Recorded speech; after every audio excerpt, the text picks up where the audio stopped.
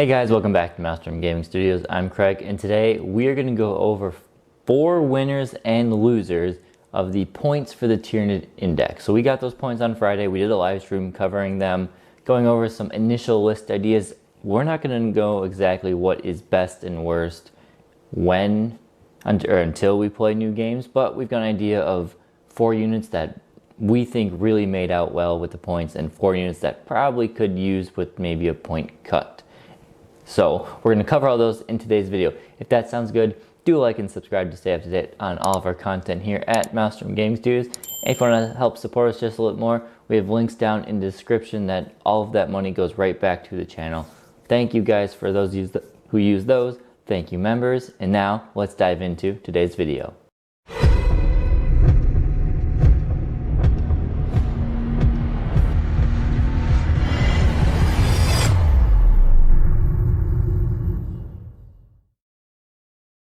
Alright, so we're just going to get right on into it. Loser number 1 is a Tervigon. Now, I love the Tervigon model. It's been one of my favorite. It's been in my top 3 for a long time. However, I think Tervigon still do well in this edition. I just think its points values is a little too hot right now. So it's coming in at 200 points, which if you compare it to the old rules of 9th edition, you know, that's about the same thing. But Tervigon lost a lot of stuff. It lost its Psychic, and it lost its Wall of Flesh, and it lost its free squad of spawning Termagants. Those are 3 big things that made the Tervigon very good in 9th edition. So now that those are gone, it keeps the same points, and I don't know if it really deserves to have that point value. So what you do get is still a lot of bulk out of this. I mean, toughness 11, 16 wounds on a 2-up save, and if you take this, you should always take adaptive biology on it. So a 5-up feel no pain, and once it's wounded the following turns, it'll have a 4-up feel no pain. Unfortunately, there's no real way to heal the Tervigon at all, so it just prolongs its death. There's no way to get wounds back on it. You do get a lot of buffs for your Termagants. You have the spawn Termagants. So you can select 1 friendly Termagant unit and they can regain D3 plus 3 Termagants. So on average, 5 of them. Maybe you get 6 and you're lucky, and you can stack that on top of the stratagems to regain Gons as well. You also have Brood Progenitor, which I guess it's Psychic. So I guess it didn't lose Psychic, but its Psychic is not the same. While Termagants are within 6 inches of this model, they have the Lethal Hits ability, which is not bad when you stack that on top of lethal hits and sustained hits from potentially your high fleet buff or your detachment buff. It's still good. I'm not saying it's bad at all. It's still good, but we just lost a lot of things and maintained the points. I think it'll still be good to potentially run her with maybe 2 blocks of Termagants. 2 blocks of Termagants, 20 of them at least in each squad is going to be good. It's going to be a lot to deal with. You can stack that on top of a Zoanthrope to give her +1 to her save if there is an AP greater than -1 or an AP of -1 or more. So that's good. It'll help her survive. So if someone hits you with the last cannon or something that is AP3 or not some other weapon's AP4, an AP3 weapon with the Zoanthropes will go down to AP2. She'll still get a 4-up save and a 4 or 5 feel no pain. So she's still going to be durable. I just would have, I would have liked to see a few points shaved off of that.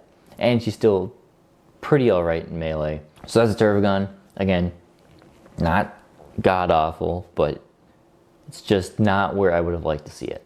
So then we'll go into a winner. Winner number 1. I talked about this in an earlier video, and a lot of people have been talking about this one. I have to mention the Haruspex. Coming in at 125 points. So the same exact cost as a Tyranid Carnifex. You get this insane platform. So it is one of our most durable monsters at T11, 14 wounds, only a 3-up save, but still a good amount of bulk there. The tongue remains sneaky powerful on this thing. Still 1 precision shot at strength 12, hitting on 3. Strength 6, AP -2, D3 +1 damage. If you're lucky with that, you can snipe a character out of a unit somewhat 50% of the time, probably. Maybe it's a little less. 40% of the time you can snipe a character out of a unit with that. Its melee is just insane. 14 attacks at strength 7, AP -1, 2 damage. And then you get 4 extra attacks at strength 14, AP -2, D6 +1 damage. So ton of attacks there. And it's got the Grizzly Spectacle, which will trigger Battle Shock tests. Can't really complain at those rules. I mean, they're not game breaking, but it's nice to have them. So we're gonna do a loser. Loser number 2 are the melee based warriors. So they did break up warriors to ranged and melee. I'm going to do a video at some point, hopefully soon, to really dive in to see if ranged warriors are just that much better than melee warriors. It seems like they are in most cases, but I want to dive in and see if it's really true with math. The big problem here is that ranged warriors are 25 points cheaper than the melee warriors. So that's, if most people think the ranged warriors are better, you have to pay more to get a worse unit in the melee ones. Plus, there's so many other melee units you want in the army. Yes, these are Synapse, but instead, maybe you just want Raveners. They're faster. They do about the exact same thing in melee. And they technically have a gun as well. So anything, I think these should be, instead of 90 points, these should be maybe 80. And the ranged warriors should also be 80 and leave them balanced there. It's still not a bad model. The abilities they have for reroll ones to hit, probably not going to go with the rerolling saving throws because a lot of things that punch them are going to... Rerolling saving throws of 1 when you're getting a 5 or a 6 up save is really not going to be anything fancy. So you'd always go for the reroll ones to hit. So hitting on 3s, rerolling 1s is still pretty good. Maybe they are 15 points more than I was thinking. So that's the Warriors. Really weird that they stacked these ones so high in price, but maybe there's reason and we'll try and find out. Winner number 2. This one was another one I was super happy about.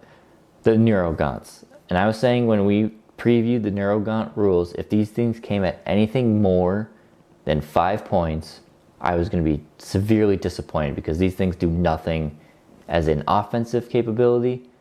So they had to be less than Tervigons. And there's no way Tervigons were going to be 5 points. So Tervigons we knew were pretty much going to be about 6 points. They had to be less than them. They come in at basically 4 points a model. Technically a little bit more because you get, for 45 points, you get 11 of them because they added an 11th one for whatever reason. For 90 points, you get 20 wounds of these little guys. And these can be awesome because while they're in range of Synapse, most likely the Neuro Tyrant, they, all of them, give off Synapse. So you can have this big bubble of just a little objective control 1 bodies that provide Synapse out across the army for you. If someone is wasting their time shooting these, I don't know what they're doing because these things are just going to be sitting in the backfield for the most part, maybe midfield the later game, and just sit on objectives, provide Synapse to the army. The Neuro Tyrant can use its little synaptic relays and they can spread out from the unit, so spread out from the edges of your gaunts to give Synapse to even more units, so that can spread your Synapse range even more. But I think these are perfect. These are perfect. The only downside to them really is that because they are an infantry that join a monster, they now gain the monster keyword. So if someone has an anti-monster rule or an anti-infantry rule, they benefit both onto the Neurogaunts. But again, they're little tiny derpy little dudes sitting in the back. If they're shooting at these, they're not shooting at your other Gaunts or your other monsters that are coming at them in the face. So love the Neurogaunts coming in at just over 4 points a model. Loser number 3, again, the losers aren't horrible in this, is the Toxicrene coming in at 200 points. He has a lot of points for anti-infantry when we have a ton of anti-infantry already in the army. It's not really a problem for us to find anti-infantry. Now granted, he's really good at it, but still, it's an awkward model to move. It's a massive model. It is really durable, but it's just 200 points is a lot for what else we could get. I would much rather pay 125 for a Haruspex and then get an extra 75 points to buy a unit of 3 Leapers on top of that. I think that will play off better. Again, they have tweaked the Toxicrene to be quite a durable creature. It's now toughness 11, 14 wounds, 3 up save, very similar to the Haruspex. It's got a ton of decent abilities to spit out some mortal wounds and keep enemies pinned in, and it's got the anti-infantry 2+ on both ranged and shooting. Maybe 20 points less on him would be good. And it's not even a Toxicrene, it's the big tentacles that really deter me. It looks so cool as a model, but it's just not practical when running through the game, because technically, if they can see that tentacle, they can shoot you, and those tentacles take up so much space. So that is why I'm kind of staying away from the Toxicrene for now. Maybe it gets cheaper. Maybe you can remodel him to not take up so much space, but that's where we're going right there. Winner number 4, another new model, is the Barbgaunts. These things are coming in at 50 points for 5, which is 5 points less per model than I was anticipating. 10 points per each of these dudes. There is no reason, Tyranid players, you shouldn't be putting at least 1 unit of these. You can really make the argument for 2 units of 5 for the sheer disruption bombardment ability. They can they don't do damage, they just troll your opponent so much.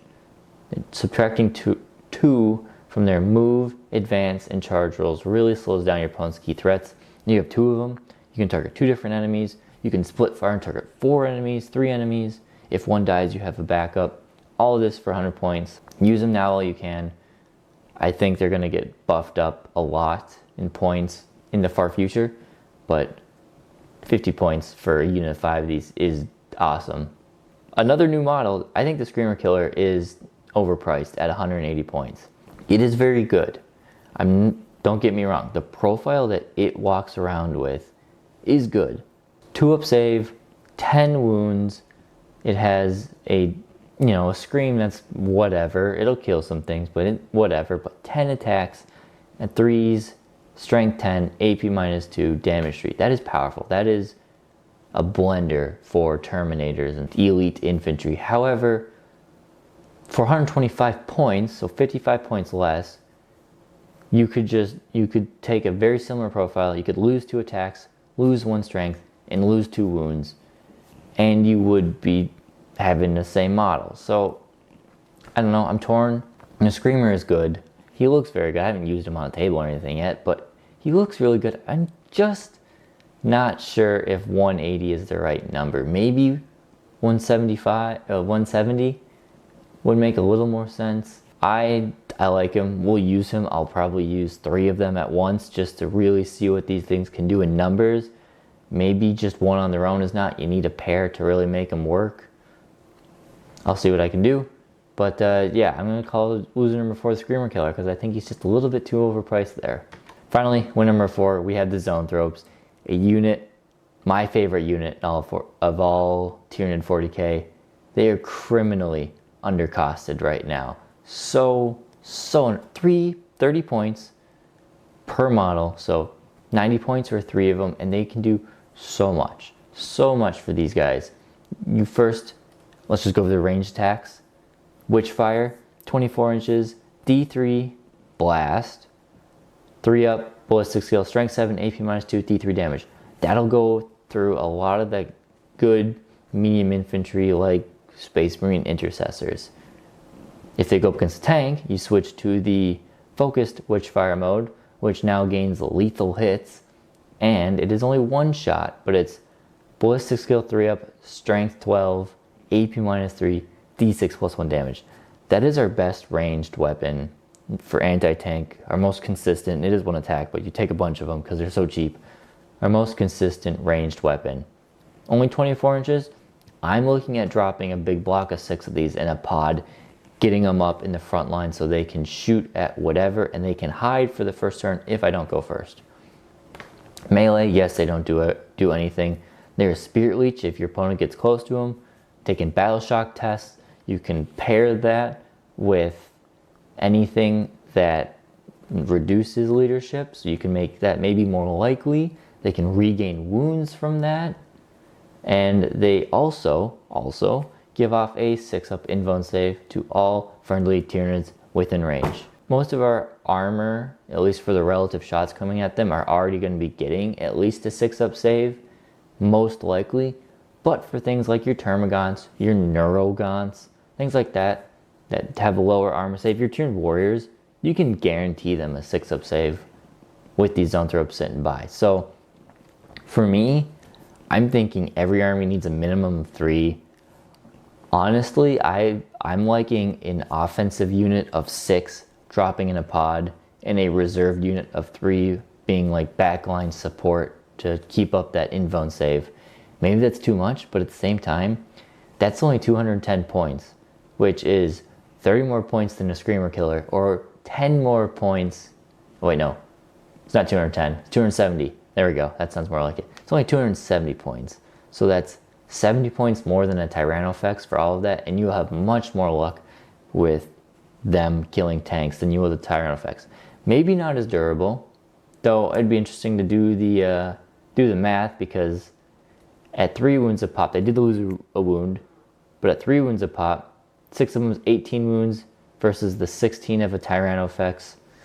Much lower toughness and no reduced damage, but the 4-up invuln save. So who knows? I think they do go hand in hand, but Zoanthropes are going to be my winner number 4, or the biggest winner out of the Tyranid Codex.